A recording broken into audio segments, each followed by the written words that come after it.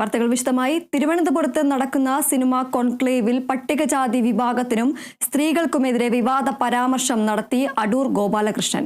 സിനിമയെടുക്കാൻ ചലച്ചിത്ര വികസന കോർപ്പറേഷൻ ധനസഹായം നൽകുമ്പോൾ പട്ടികജാതി വിഭാഗത്തിൽപ്പെട്ടവരെ തിരഞ്ഞെടുക്കും മുമ്പ് അവർക്ക് പരിശീലനം നൽകണമെന്നും പലരും ചെയ്തത് നിലവാരമില്ലാത്ത സിനിമകളാണെന്നുമായിരുന്നു അദ്ദേഹത്തിന്റെ പരാമർശം.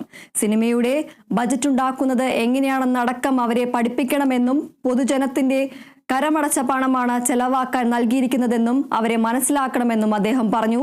വേദിയിലിരുന്നവർ പരാമർശത്തിനെതിരെ പ്രതിഷേധം ഉയർത്തിയെങ്കിലും അദ്ദേഹം അത് അവഗണിച്ച് പ്രസംഗം തുടരുകയായിരുന്നു.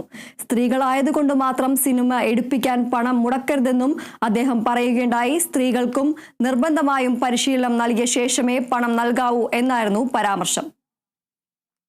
ഫിലിം ഡെവലപ്മെൻറ്റ് കോർപ്പറേഷനിൽ നിന്ന് പണം വാങ്ങി പടം എടുത്തവർക്ക് എല്ലാം കംപ്ലൈൻ്റാണ്.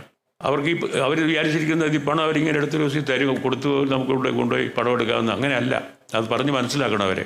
ഇത് പബ്ലിക് ഫണ്ടാണ്, ജനങ്ങളുടെ നിന്ന് കരം പിടിച്ച പണമാണ് ഇത്തിരി ചിലവാക്കുന്നത്. മറ്റ് ഒരുപാട് പ്രധാനപ്പെട്ട വിഷയങ്ങൾ നമ്മുടെ ജീവിതത്തിലുണ്ട്, അതിനൊക്കെ വേണ്ടി ചിലവാക്കാനുണ്ട്.